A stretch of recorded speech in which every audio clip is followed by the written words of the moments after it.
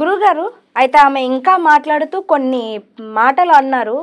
నిజానికి అవన్నీ గుర్తుకొస్తుంటే ఈ ఎందుకో ఆమె అంటున్నవన్నీ నిజాలేనా లేకుంటే ఇవన్నీ కల్పితాలా అనే అభిప్రాయం కూడా వెళ్ళాల్సి వస్తుంది. అయితే ఆమె ఇంకో మాట అన్నది, ఈయన నాకు అన్నీ తెలుసు, నేను పెద్ద యోధుణ్ణి అన్నట్టుగా నాకు అన్నీ తెలుసు, పురాణాలు తెలుసు, అవి ఇవి అని అనేసి అందరి ఇళ్ళకి వెళ్ళేవాడు. అలా ఒక ఆయన చేరదీసి పోనీలేననేసి రాణిస్తే హాల్లో కూర్చొని మాట్లాడే ఆయన కాస్త బెడ్రూమ్ దాకా వెళ్ళాడు.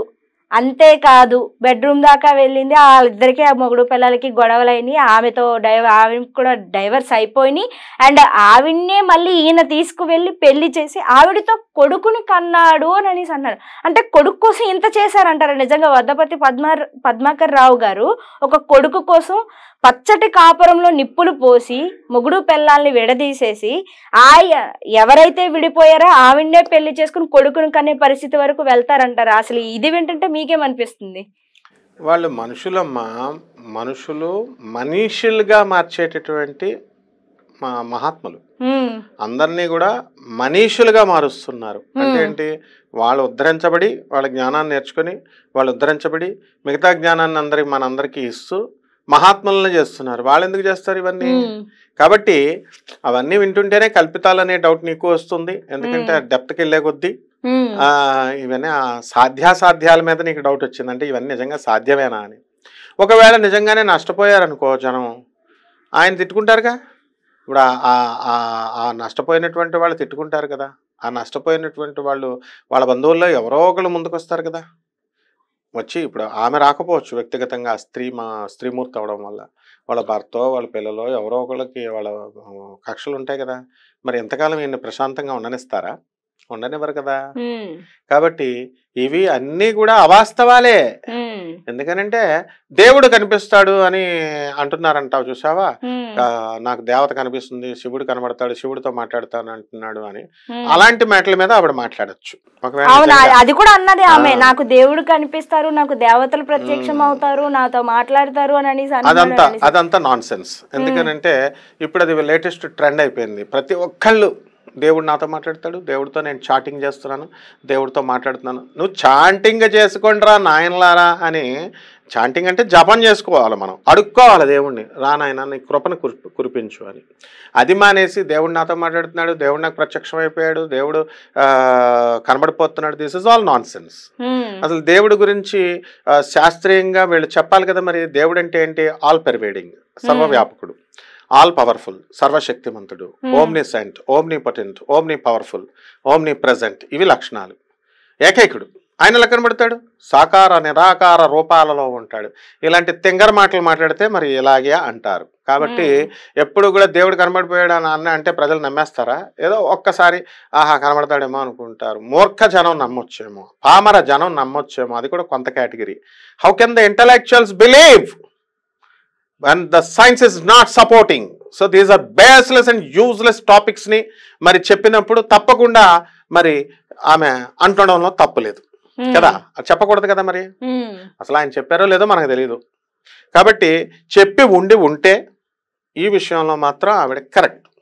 మిగతా కడుపు చేయడాలు, లవ్ అఫేర్స్ ఇలాంటివన్నీ కూడా నాన్ సెన్స్ అన్నమాట. అయితే ఓకే. అండ్ చివరిగా మనం మాట్లాడుకునే ఈ టాపిక్ లో చివరి వ్యక్తి నండూరి శ్రీనివాసరావు గారు.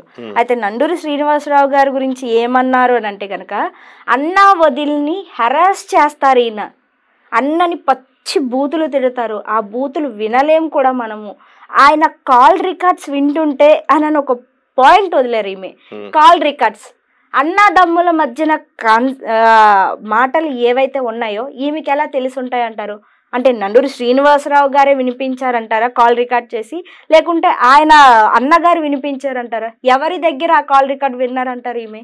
అసలు ఏమేంటి ఆమె మాటల్లోని ఉద్దేశం ఏంటంటారు? అంటే కాల్ రికార్డ్స్ వింటానన్న వాళ్ళు బయట పెడతారు కదా. ఒక చిన్న ప్రూఫ్ అయినా ఒక రికార్డ్ అన్నా పెడతారు కదా. ఇప్పుడు కూడా ఎలాగొచ్చేసిందో వాయిస్ కూడా డబ్బింగ్ చేస్తూ చెప్పేయచ్చు. కాబట్టి కాల్ రికార్డ్స్ కూడా పెట్టినా కూడా ప్రూఫ్లు ఏంటి? కాబట్టి నండూరి శ్రీనివాసరావు గారిని మనం చూసినప్పుడు అనేక ఇంటర్వ్యూస్లో నేను చూశాను, ఆయనతో పర్సనల్గా కూడా నేను చూశాను ఆయన్ని. ఆయన చాలా సౌమ్యుడు, soft spoken man and simple man, humble man. మొత్తం అందరినీ కూడా ఆరాధిస్తారు, ప్రేమిస్తారు. సత్యభామను గారు కూడా గౌరవిస్తారు. మరి ఆయన మొత్తం ఎవరి మీద ద్వేషం లేనటువంటి వ్యక్తి. అన్నగారి మీద ద్వేషం ఉందంటే వాళ్ళ పర్సనల్ అఫేర్. అన్నగారు అన్నదమ్ములు కొట్టుకోరా, తిట్టుకోరా, తిట్టుకుంటారు. మరి ఆ అన్నగారు ఈయనకేం చేశారు, ఈయనేం తిట్టారు, ఒకవేళ నిజమైతే ఆ కాల్ రికార్డ్స్ తిట్టడంలో తప్పే ఉంది. ఇప్పుడు ప్రతి ఒకళ్ళు రాజకీయ నాయకులు ఒకళ్ళు తిట్టుకోరా? ఇప్పుడు సత్యభామ గారు ఉన్నారు, సత్యభామ గారు తిట్టట్లేదా? ప్రేమతో తిడుతున్నారు వీళ్ళందరినీ. ఆవిడ ఏమైనా ఎత్తుకుపోతారా? చనిపోయేటప్పుడు ఏమన్నా ఈ మూటలను ఏమన్నా తీసుకెళ్తారా? ₹1 వసూలు చేయదు సత్యభామ గారు. అలాగే ₹1 వసూలు చేయడు నండూరు శ్రీనివాస్ గారు. అలాగే ₹1 గరికపాటి గారు కానీ, సామవేదం కానీ, వద్దిపత్తి పద్మాకర్ రావు గారు కానీ, అలాగే నండూరి గారు కానీ, ఎవరు చాగంటి గారు కానీ ఎవరు వసూలు చేయరు. వీళ్ళంతా వసూలు చేసేసే జనాలను వదిలేసి వీళ్ళల్లో వీళ్ళ కుమ్ముకోడాలు కొట్టుకోడాలు చేస్తుంటే మనమేమంటాం? ప్రజలు కన్ఫ్యూజ్ అవుతారు. ప్రజల వాదన ఎలా ఉంది అంటే, అరే వీళ్ళంతా గురువులని మేము భావిస్తూ వచ్చాం, ఇంతవరకు వీళ్ళంతా సూపర్ క్యారెక్టర్ ఉన్న వాళ్ళని నమ్మకంతో ఉన్నాం, హైందవ సంస్కృతికి ప్రతినిధులుగా వీళ్ళు ఉన్నారే అని వచ్చాం. అటువంటి వీళ్ళే ఈ కడుపులు చేయడాలు ఏంటి, లవ్ అఫేర్స్ ఏంటి, ఎక్స్ట్రా మ్యారిటల్ అఫేర్స్ ఏంటి, అసలు హిందూ మతం మీదే వీళ్ళకి నమ్మకం పోయింది ఎంతోమంది అంటున్నారు కూడా. కొంతమంది వేసే తప్పుడు ఎలిగేషన్స్ వల్ల ఎప్పటికీ కూడా హిందూ ధర్మం మీద కావచ్చు, హిందూ మతం మీద కావచ్చు, మన గురువుల మీద కావచ్చు, ఎటువంటి అభిప్రాయాలు మారవండి. గురువు ఎప్పటికీ గురువే, గురువుని గురువులాగే చూస్తారు. Wonderful wonderful. ఎవరు కూడా తప్పు పట్టరు. కాబట్టి ఇవన్నీ కూడా వాళ్ళకి లేవు. ఉండుంటే నేను ఎంత ఓపెన్ గా ఇప్పుడు వాళ్ళకి దేవుడు కనబడుతున్నాడు అని అన్నారు, ఖండించానా లేదా? దేవుడు ఏంటి కనబడేది? దేవుడు ఏమన్నా ఆట వస్తువా, లేకపోతే ఏమన్నా మనిషిలాగా 2 చేతులు కాళ్ళు పట్టుకుని వచ్చారా? అలాంటి పిచ్చ చెప్తే మరి అలాగే ఉతుకుద్దామే. ఎంత నిర్మోహంగా నేను ఖండించాను. ఇలాంటి విషయాలు ఉంటే కూడా నేను కూడా నిర్మోహంగా చెప్పేవాడిని. అవేమి లేవు. ఒకవేళ ఉంటే ఆమెకి ఏమన్నా చెప్తుందంటే ఆమెకి వాళ్ళకి ఏమన్నా తెలిసామో మనకు తెలియదు. నా వరకు నాకు తెలిసినంత వరకు they are clean sheets. And ప్రజలు కూడా నమ్మాలి. ఎందువల్లంటే మనకి అలాంటి వ్యవహారం, ఇప్పుడు మాంసం తింటారమ్మా, మాంసం తినేవాళ్ళు ఎవరైనా ఇంట్లో గదిలో తింటారా, లేకపోతే మాంసం తిన్నారని మెడలో దుమ్ములు వేసుకుంటారా? వేసుకోరు కదా. మేము మాంసం తిన్నామని. భార్యాభర్తలు ఇద్దరు కూడా రొమాన్స్ చేస్తారు. రొమాన్స్ చేసేది బెడ్రూమ్లో చేస్తారా, బయట పబ్లిక్గా చేస్తారా? మేము భార్యాభర్తలు అని పబ్లిక్ ఎగ్జిబిషన్ గ్రౌండ్లో చేసుకుంటారా? చేయరు కదా. అంటే minimum common sense, minimum ethics, minimum మనకు పద్ధతులు ఉన్నాయి కదా. కాబట్టి ఇంకా సివిలైజేషన్ పాడైపోలేదు కదా. మరి అటువంటిప్పుడు వీళ్ళంతా ఎందుకు అలా ప్రవర్తిస్తారు? ఏమెందుకు అలా చెప్పుద్ది, వాళ్ళెందుకు అలాగా అంటారు? ఉంటే కనుక రికార్డ్స్ బయట పెడుతుంది ఆమె. ఎట్టి పరిస్థితుల్లో కూడా అలాంటివి లేవు. అసలు చెప్పిందే ఆమె కాదు. ఆమె కాదని ఎలా అంటారు? నేను చెప్తాను కదా, మీరు అమాయకులు అయిపోయారండి. అది ఒకవేళ ఏఐ చేస్తే, వాస్తవానికి ఇక్కడ మాట్లాడుకుందాం, ఒకవేళ ఏఐ చేస్తే గనక ఎక్కడొక్కడ కొంచెమైనా చేంజెస్ కనిపెట్టచ్చు. ఎందుకంటే ఈ రోజుల్లో మీరు అన్నది వాస్తవమే, ఏఐని వాడుకుంటున్నారు, వాయిస్ మోడిఫికేషన్స్ యూజ్ చేసుకుంటున్నారు. కానీ ఎంత తెలివిగా చేసినా ఎక్కడొక్కడ చిన్న మిస్టేక్ చేస్తారు. ఎందుకంటే ఏఐ చేసిన వీడియోస్ చాలా వరకు మనం చేసాం. అన్నిటినీ కంపేర్ చేసి చూడండి. లైక్ వాయిస్ లో కావచ్చు, ఆమె ఫేస్ లో కావచ్చు, బ్యాక్గ్రౌండ్ లో కావచ్చు, ఎక్కడో కొంచెం మోడిఫికేషన్ చేశారు అంటే మనం ఒప్పుకోవచ్చు. బట్ పూర్తి వీడియో ఏఐ అనడానికి ఎటువంటి ప్రూఫ్స్ లేవు. ఆ వీడియోలో ఉన్నది ఆమె, ఖచ్చితంగా ఆ చెప్పిన వర్డ్స్ అన్ని కూడా ఆమె. ఏఐ అని మీరు అనుకుంటున్నారు, మీ అమాయకత్వం అది. మీ అమాయకత్వాన్ని మేము ఇంకా మార్చలేము. మీ అభిప్రాయం అది ఏఐ అనుకుంటున్నారు కాబట్టి మీరు దాన్ని అలాగే ఉంచుకోండి. దాన్ని నేను ఇంకేం అనుకోను. బట్ చూసే మా ప్రేక్షకులకి తెలుసు, మా రెడ్ టీవీని కంటిన్యూస్ గా వాచ్, ఈ వీడియోని ప్రతి ఒక్కరు వాచ్ చేస్తున్నారు. వాళ్ళందరికీ తెలుసు ఇది ఏఐనో లేకుంటే అక్కడ వాస్తవంగా మాట్లాడుతుంది ఆమెనో. వాళ్ళందరూ అర్థం చేసుకున్నారు. ఎందుకంటే వాళ్ళు ఎవరు చిన్న వాళ్ళు కాదు. అసలు ఈ సోషల్ మాధ్యమాల గురించి కానీ, ఏఐల గురించి కానీ మనకంటే కూడా వాళ్ళకి ఎక్కువగా తెలుసు. సో వాళ్ళే చెప్తారు ఇది ఏఐయా కాదా అనేది, వాళ్ళే చెప్తారు. అండ్ అన్నిటినీ మించి ఇంకొకటి, ఇందులో ఇప్పుడు నువ్వు యంగ్స్టర్ నండూరు శ్రీనివాసరావు గారు ఎప్పుడు కూడా యువతను ప్రోత్సహిస్తారు. వీళ్ళందరూ కూడా మాది అయిపోయిందమ్మా మా తరం, మీరు యువత చెయ్యండి అంటారు. మరి సత్యభామ గారు కూడా అలా అంత కఠినాత్మకురాలు ఏం కాదు. ఆమె ఇప్పుడు ఆమె ఎంత పిరికితి కాదు. ఆమె కాదు, ఇది నేనే ఒరిజినల్ గా పెట్టాను అని అనగలిగేటటువంటి ధైర్యశాలి ఆమె. ఆమె పెడితే ఇప్పుడు మన వీడియో చూసిన తర్వాత ఎస్ ఇది కాదు నేనే పెట్టాను అనే ధీశాలి ఆమె. అందువలన అది వాళ్ళకి ఆమెకి మధ్య ఉన్నటువంటి పోరాటం, ఆ ముగ్గురు మనగాళ్ళకి ఈమెకి మధ్య ఉన్నటువంటి పోరాటం.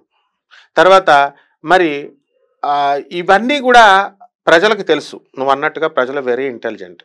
కానీ మనము ఈ ఆధ్యాత్మిక గురువుల్ని ఒక నమ్మకం పోగొట్టారు, వీళ్ళ మీద మేము పెట్టుకున్న నమ్మకాల వల్ల అని మదనపడుతున్నటువంటి ఒక వర్గం వాళ్ళు ఉన్నారు. అందులో చాలా మంది బాధపడుతుంటే బురదలో రాయేసినంత మాత్రాన ఎవ్వరికి నష్టం లేదండి. రాయి విసిరిన వాళ్ళకే బురద పడుతుందే తప్పితే గురువులకి ఎవ్వరికి ఎటువంటి నష్టము లేదు. ఎందుకంటే గురువుని నేను ఇందాకలే చెప్పా మీకు, గురువు ఎప్పటికీ గురువే. అంతే, గురువు ఎప్పటికీ గురువే. అఫైర్స్ ఉన్నా కూడా గురువులే. ఎందుకంటే వాళ్ళు ఇచ్చే look only at the brighter side of the fact అన్నాం. అంటే ఎంతసేపు మనము వాళ్ళ యొక్క మంచితనాన్ని, బ్రాడ్ మైండెడ్నెస్ని చూడాలి తప్ప, వాళ్ళు నేర్పించే విజ్ఞానాన్ని చూడాలి తప్ప, ఆయన సిగరెట్ కాలుస్తున్నాడా, మందు కొడుతున్నాడా, లేకపోతే వీళ్ళు ఇప్పుడు మామూలు జనం వీళ్ళ గుండెల మీద చేసుకొని చెప్పమను. వీళ్ళు మందులు తాగేటటువంటి వాళ్ళు మేము తాగట్లేదని, మేము సిగరెట్లు తాగే వాళ్ళు సిగరెట్ తాగట్లేదని, మాకు లవ్ అఫైర్స్ లేవని, ఎక్స్ట్రా మ్యారిటల్ అఫైర్స్ లేవని చెప్పమను. వాళ్ళకే ఉన్నప్పుడు, వాళ్ళకే ఇచ్చేస్తున్నప్పుడు మరి వాళ్ళని ఆ పనులు మాని మంచి ప్రవృత్తిలోకి తీసుకొచ్చేటటువంటి ఈ గురువులకి ఎందుకు ఉంటుంది? ఉండనే ఉండదు. This is logical consistency. కాబట్టి ఇక సర్వసందేహాలు కూడా పక్కకు పెట్టేసి వీళ్ళంతా కూడా కడిగిన ముత్యాలుగా మనం చూడొచ్చు. అండ్ హిందూ మతం మీద పెట్టుకున్నటువంటి నమ్మకం ఎక్కడా కూడా భరోసా పోలేదని, హిందువుల గురువుల మీద ఉన్నటువంటి భరోసా పోలేదని, ప్రజలంతా కూడా వీళ్ళు హ్యాపీగా ఉండొచ్చు. చాలా బాధపడుతున్నటువంటి వాళ్ళు ఉన్నారు. అందులో నా శిష్యురాలు ఒక అమ్మాయి, అసలు నేను తట్టుకోలేకపోతున్నాను గురువు గారు, నేను తట్టుకోలేకపోతున్నాను అని యాంకర్ ఆమె పాపం అంటుంటే బాధపడుతున్నాను అంటున్నారు. ఏం బాధపడక్కర్లేదు, గురువులే. నువ్వు అన్నట్టు చిన్నదానిమైనా కూడా నువ్వు ఎక్స్ట్రాడినరీగా నువ్వు చెప్పావు. గురువులే ఎప్పటికీ.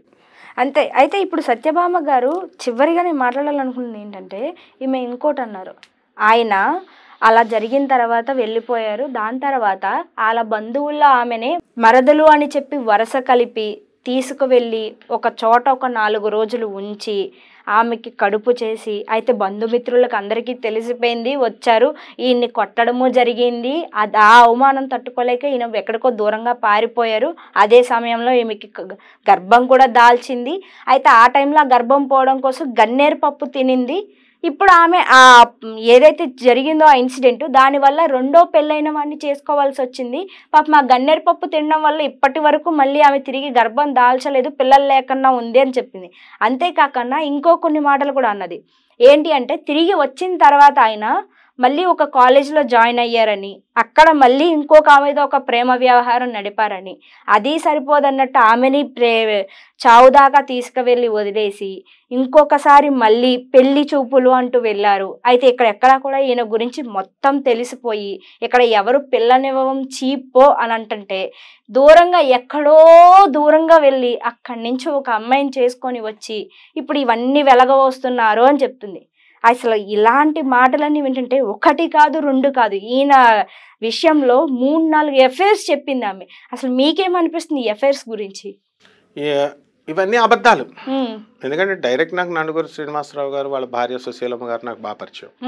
వాళ్ళ అమాయకులు పాపం, వాళ్ళు చక్కగా ఒకరినొకరు చాలా అన్యోన్యమైనటువంటి దాంపత్యం.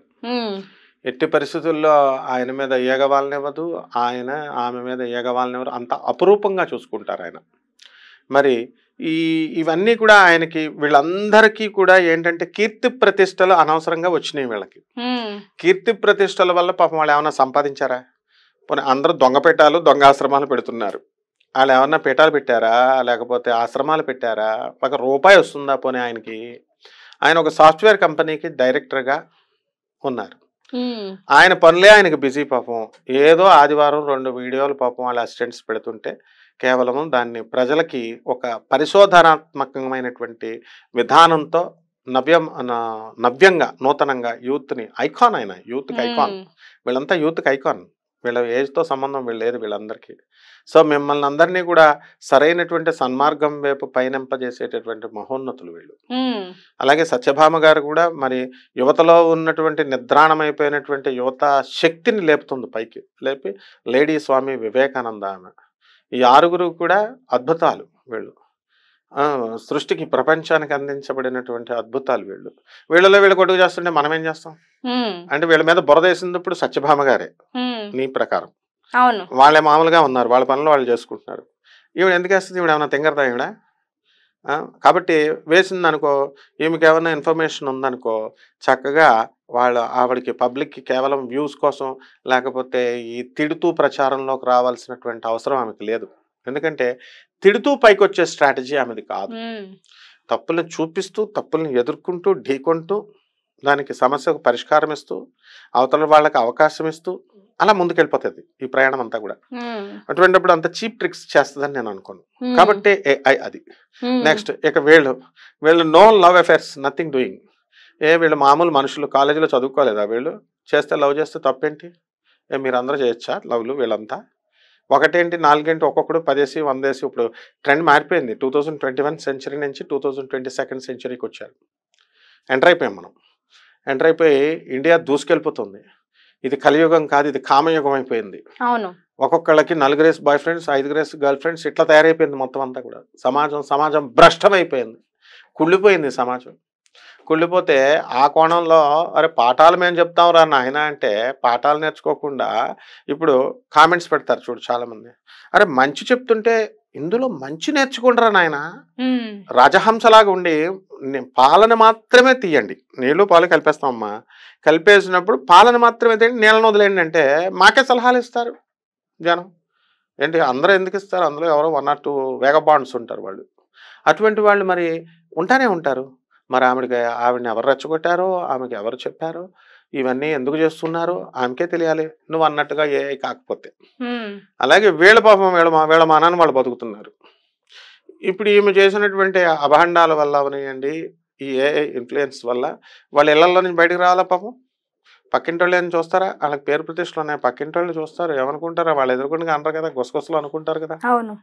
వాళ్ళ ఇంట్లో పిల్లలు ఏమనుకుంటారు, భార్యలు ఏమనుకుంటారు, గొడవలు రావా? ఇవన్నీ సత్యభామ గారికి తెలీదా? తెలుసు. కాబట్టి ఇదంతా కూడా ఒక ఏదో ఒక సినిమా, ఒక ప్లే లాగా మనం చూసుకోవాలా, వదిలేసేయాలి. కీర్తి అంటే వీక్షించి వదిలేయండి అని అంటున్నారు. సరే పోనీ సినిమా చూస్తాం, వదిలేస్తాం. రకరకాల ఎన్టీ రామారావు గారిని విలన్ గా చూపిస్తాం, హీరోగా చూపిస్తాం, తర్వాత ఎన్నో మంచి మంచి మంచి పాత్రలు చూస్తాం, నవరసాలు చూపిస్తాం, నవరస నటసారు బ్రహ్మగా ఇచ్చాం. నాకు అర్థమైంది ఏంటంటే వీళ్ళందరికీ పేరు ప్రతిష్టలు రావడం వల్లే ఇవన్నీ జరుగుతున్నాయి. డిఫేమ్ అయ్యి వాళ్ళు ఆతృతగా జనమంతా కూడా వాళ్ళ మీద ఎక్కువ అటెన్షన్ పే చేస్తున్నారు అని అనిపిస్తుంది. కాబట్టి పేర్లు రావడం డేంజర్ అనమాట. ఇది తెలుసుకోవాలి ప్రజలు. గారు వీడియో ఎండింగ్ లో కొన్ని మాటలు అన్నారండి, అది హాస్యాస్పదంగా ఉన్నా అది తిడుతున్నట్టే ఉంది. ఏమన్నారు అంటే AS బ్రాండ్ పప్పు నూనె, ఒక పప్పు నూనెతో పోల్చి ఆమె ఒక హాస్యాస్పదంగా తిడుతూ మాట్లాడారు. అంటే ఏంటి అసలు నండూరి శ్రీనివాసరావు గారిని అలాగా ఒక దద్దమ్మ అని అనడం కావచ్చు, లేకుంటే ఒక ఆయిల్తో పోల్చి మాట్లాడడం కావచ్చు, అంటే ఏమిటి ఆమె ఉద్దేశం అసలు నండూరి శ్రీనివాసరావు గారు? అంటే లోకేష్ గారిని పప్పు అనేవారు, రోజా గారు వీళ్ళంతా. పప్పు కాదు అది నిప్పు అని చెప్పాను నేను అనేకమైన వీడియోస్లో. అవును. ఇప్పుడు ఆయన చక్కగా మినిస్టర్ అయిపోయారు. పప్ప నిప్ప, అప్పుడు నిప్పే కదా. మరి అలాగే ఈయన్ని ఇప్పుడు పప్పుతో పోల్చినా లేకపోతే నూనెతో పోల్చి AS బ్రాండ్ నూనెతో పోల్చారంటే నూనె ఎంత నుంచి తీస్తాం? పప్పు నుంచి తీస్తాం. అంటే అమాయకుడా అని అనడం ఆవిడే అంటున్నారు అమాయకుడని. మరి అమాయకుడికి ఇన్ని పనులు చేస్తే తెలివి ఎక్కడ ఉంటుంది? అవును. ఆయన వెరీ వెరీ ఇన్నోసెంట్ పర్సన్. నేను చెప్తున్నాను కదా, ఈ 5గురిలో కూడా ఆయన అంత తెలివైన వాడు లేడు, ఆయన అంత అమాయకుడు లేడు. తెలివైన అమాయకుడు ఆయన. అంటే